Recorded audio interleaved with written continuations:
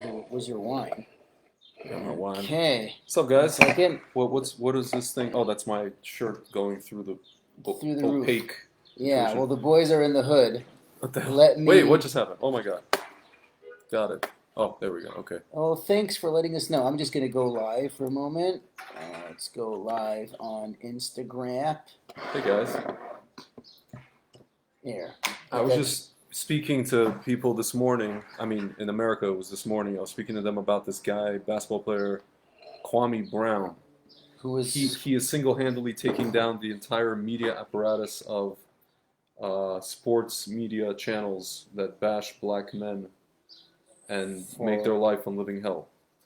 And You're speaking sports. I don't really know so sports. I know. I'm just saying. This is beyond sports. This is going to go beyond sports and into fixing a lot of the issues in the African American community in America. Okay. And I was talking to people about that, and I was relating it to Jewish issues. How if we actually solve the problem, then all of these organizations that we have, these World Zionist Congress and ZOA, Yeah. just like they have BLM and all Yeah. Sharpton, are unnecessary.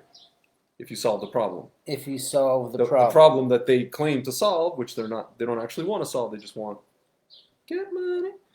So Well, okay. I anyway, guess we're ad-libbing here, but I yes, thought the topic I thought of yes, speaking about really shortly. First of all, yes. tasting in Torah, we can't see. But this actually relates to that because we're going to solve a problem now.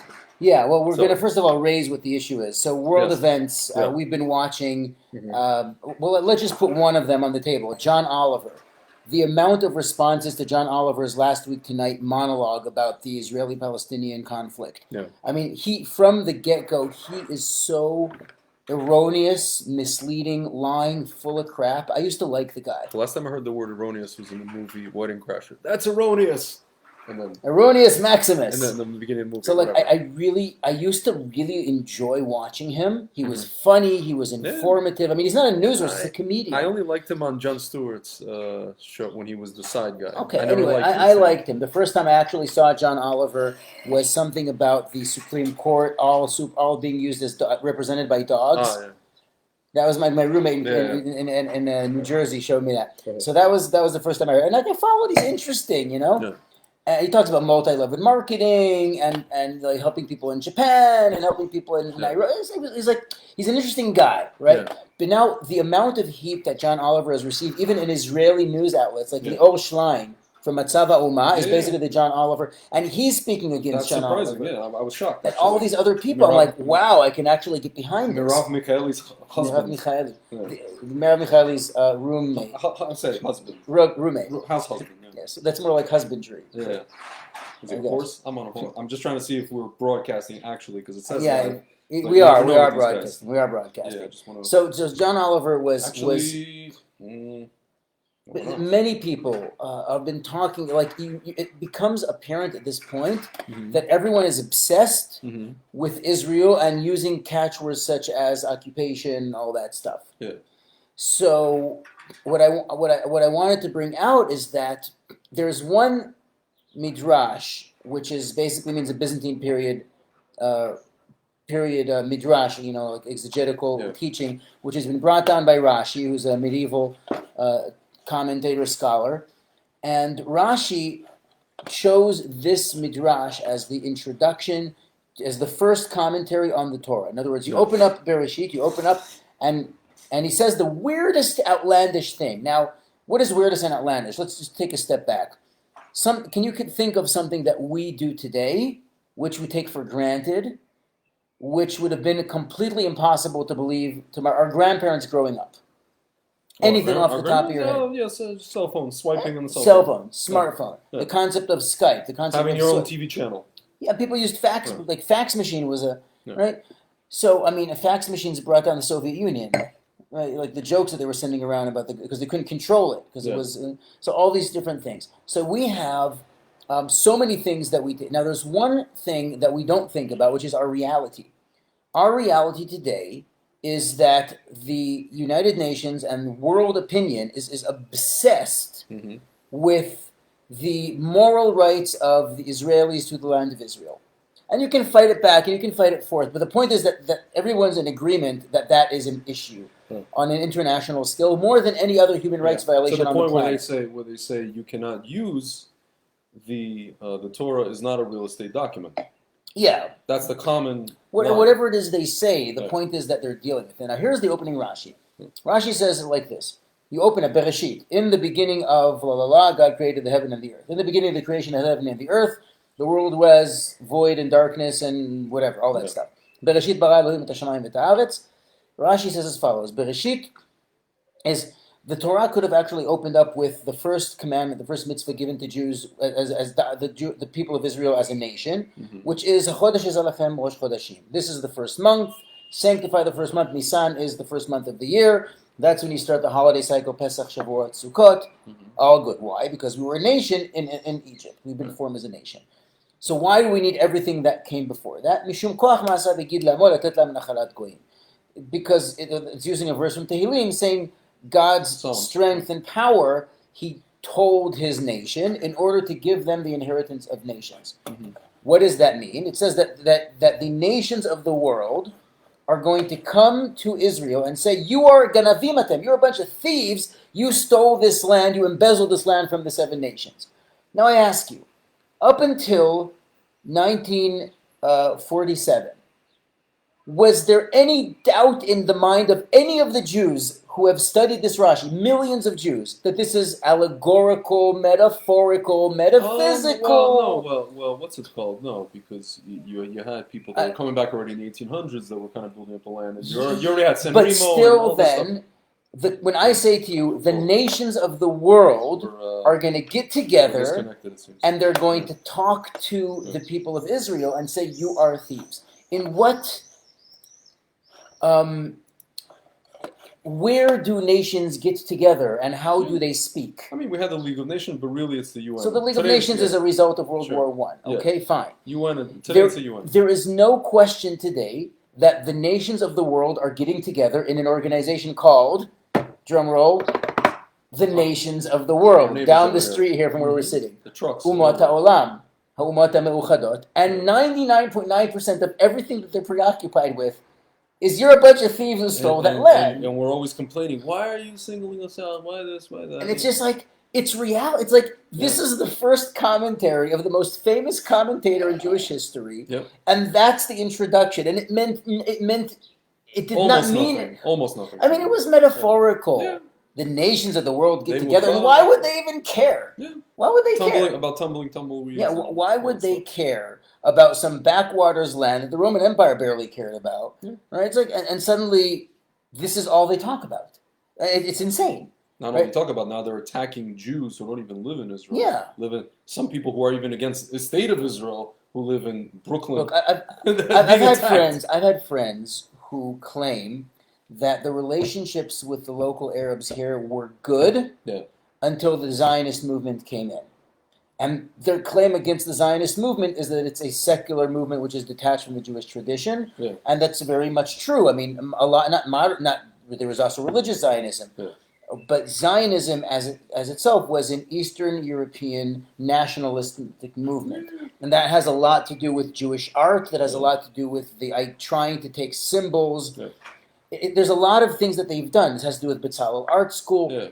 And also, even after the 1960s, I mean, for example, one of the famous iconic sites in like every Taglit trip that comes to Israel has to go to... I mean, there's Ben Gurion House. Masada. Masada, yeah. Why Masada? Honestly, I don't know, because I was there, and the message that I got was, we should be like Al-Qaeda. Would we be like... No, the message that I got was, I started thinking... Would we do what those guys did? Today's Jewish generation of young people the truth is, stab themselves. Why did the people of Masada barricade themselves there in the first place? Not barricade, commit harakiri. They, first of all, even if assuming that happened, and there are plot holes in that story. You know, it's like with Jack Sparrow. If there were no survivors, how do you know the story? Exactly. But you have a bunch of fanatic Sikari rebels who were killing any Jew, like the rabbis, like Rabbi Yochanan ben Zakkai, who saved Judaism. Yeah. They would have killed him if they could for the attempt to speak to the Romans. Yeah. Right? He was Uncle Tom. Oh my God! So his nephew was one of the Biryonim, right? And he said, listen, we have to cut a deal with Rome, even though it was too late. So he got Yavne. He established this, right? Fine. So that's Yavne. So now we have the Jewish community saved by these people, and the people who tried to stop it from being saved are these nut jobs who ran away and barricaded themselves in Herod's outpost in the desert. And they're sort of glorified on this Taglit trip. They're glorified because they say Masada will never fall again. Yeah. Now, I'll add on to that the reason the Roman Empire, after the destruction of the temple, spent the time to build strong stone military bases surrounding Masada and invested the time and the money in taking down those nut jobs is because those nut jobs were sabotaging and destroying the nearby balsam, Afar Simon, the balsam fields, which were the most expensive perfume they produced. The most expensive perfume in the Roman Empire. It cost them millions of dollars, the damage that these nut jobs were destroying it. So because of perfume business, they had to stop Masada. That's what it's all about. That really stinks. Yes. So why is Masada such a big deal? Because it's been appropriated as a national symbol of Jewish valor against the enemy. Otzma. Strength, power. And this has been used specifically by Yigael Yadin and the modern Zionist movement in the state of Israel post 67 or like right well, around it's interesting because that's that whole commander to commander thing where he found that's Bar Kokhba. No, he found that Bar But Kokhba that's related. That's the letter Bar from commander to Kokhba is commander. also put on a pedestal. Yeah. Chazal, our Jewish tradition, has nothing nice to say about Bar Kokhba. I know Bar Kosiba. All that Yeah, stuff. so first of all, his name is Shimon Bar Kosba or Ben Kosba, and Yigael Yadin found the letter in Nachal Chevel. Yeah. And the letter itself says Mishimon ben Kosba, and there's a whole letter about how brutally he's going to treat somebody if he doesn't follow the instructions. I mean, this guy was vicious. Yeah, he was. And Chazal were against Rabbi Akiva for supporting him. They're saying Akiva yitzmechu asavim belchayecha, something like that, like thistles will grow out of your jawbone, like you'll be in the ground, and Mashiach is not here yet. Yeah. Ben Kokhba is not Bar Kosba is not the Mashiach. His name is Ben Kosba. There's a rabbi, I'm not going to say where, somewhere in New York, and he's anti-Zionist. So this is the story that he tells over and over again about. I'm listening. I'm just seeing the comments. about why Zionism is a bad thing, and he references this Bar Kosiba kind of failure thing, and he's saying these are the militant Jew. So there's a medrash, there's a Talmud actually. The Gemara in Ketuvot makes exegeticizes the three mentions. I like to call it exegesis. Oh my gosh!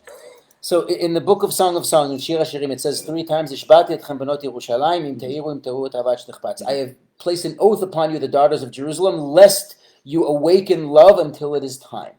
Yeah.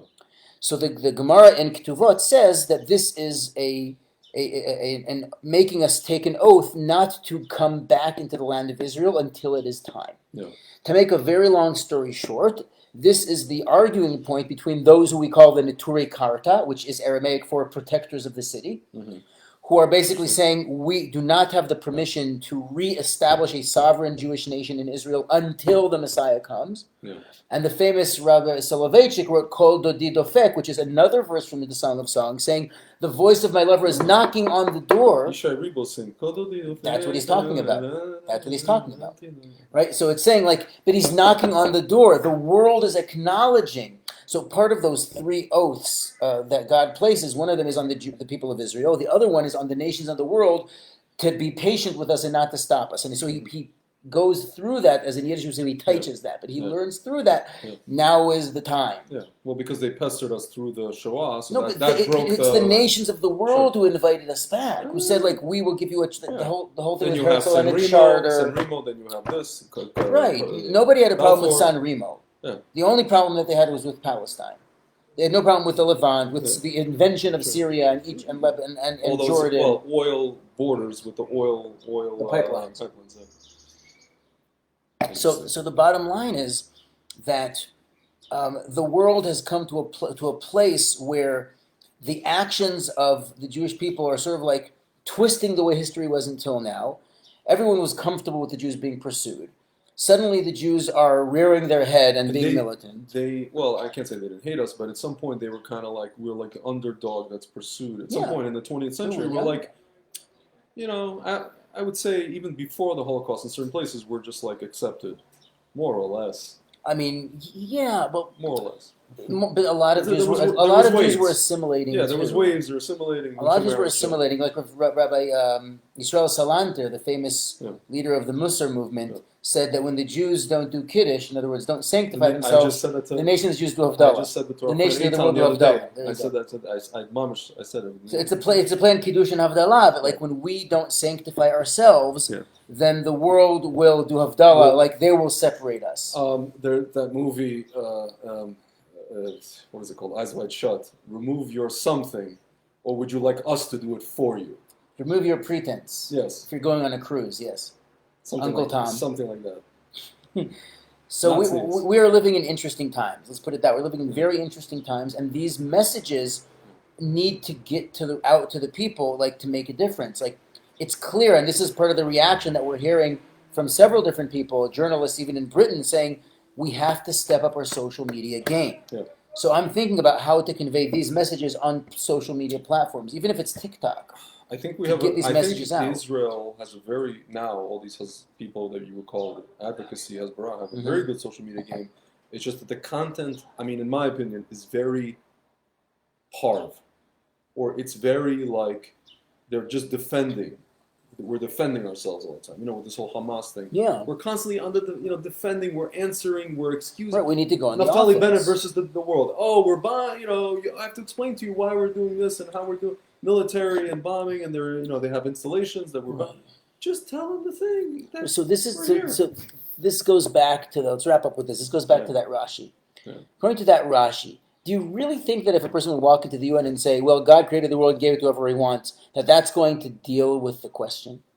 The Ramban Nachmanides actually elaborates on that Rashi and argues that it can't just mean that all of the stories leading up to our exodus from Egypt and that first commandment Mhm. are there to say, well, God created the world and can take it from whomever He wants it and give it to whomever He wants to. Because that is just saying, instead of us being arbitrary, immoral usurpers, God is an arbitrary, immoral It goes usurper. back to our friend's question: what makes us, Right. out of thousands of religions Right. and nations, So it special? doesn't answer the question. Right. It just pushes it, says, and so God's immoral. Right. So therefore, the Ramban's point of view is that the entire process of the history teaches you that there's an intense connection, an intimate connection between a certain type of morality and the rights to being in that land. And you see that those people who acted in the wrong way were rejected by the land itself. Well, even Jews who act in the wrong way can be sometimes. Yeah. So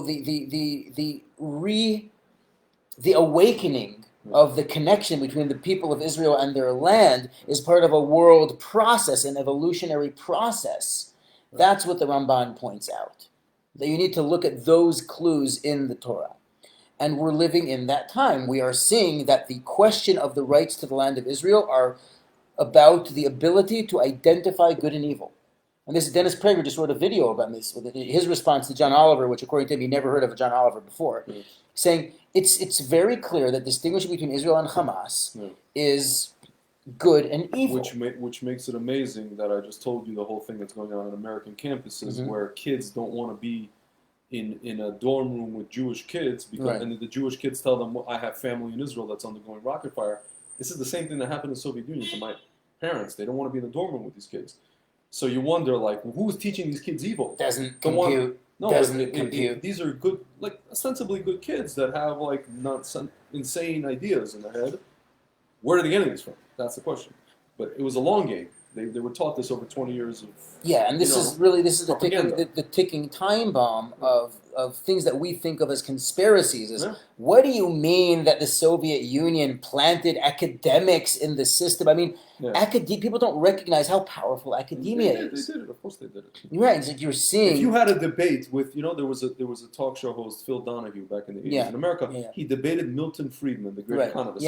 And so he's answering questions, and at that time people actually debated. They didn't, knock each other down and cancel. So there's like Americans getting up there, and they're like, and they're trying to, some of these American students and whatever, they're trying to push the idea, but what's so bad about, socialism?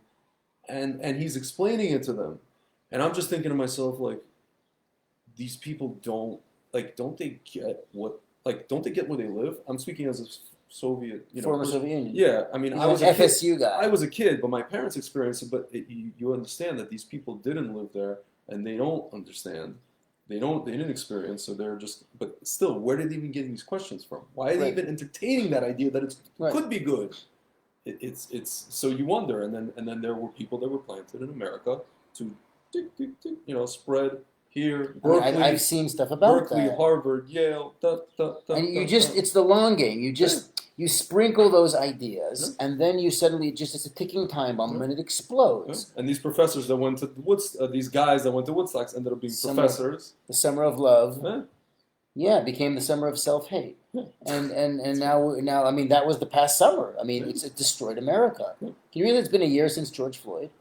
It's been a year today. I was just saying that in my talk about this Kwame Brown thing, that it's been a year since George Floyd, and now you have this Kwame Brown guy who basically grew up in the same way that George Floyd did. He's not one of these, he's not like Thomas, he doesn't sound like Thomas Sowell or Candace Owens. He sounds like a guy from the streets.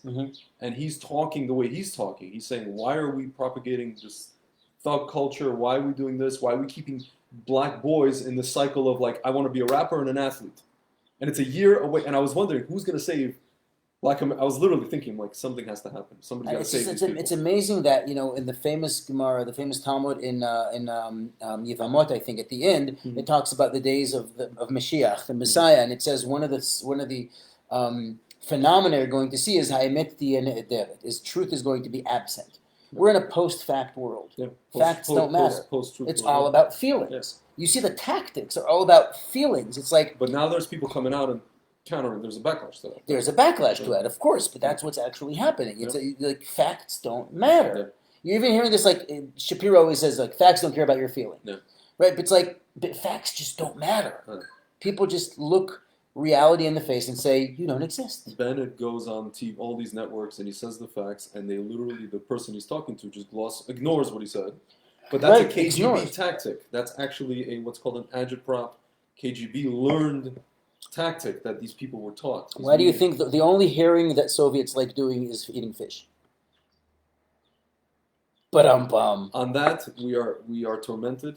Yes, tormented and fish. Because we are tormented, we must now go get a drink. So I'm just going to say before we go on, in case you're watching, Yankee Drew, it's good to see you here. Hey. It's good to see you. What's up? This is on Instagram Live on Museum Tours Israel. L'chaim.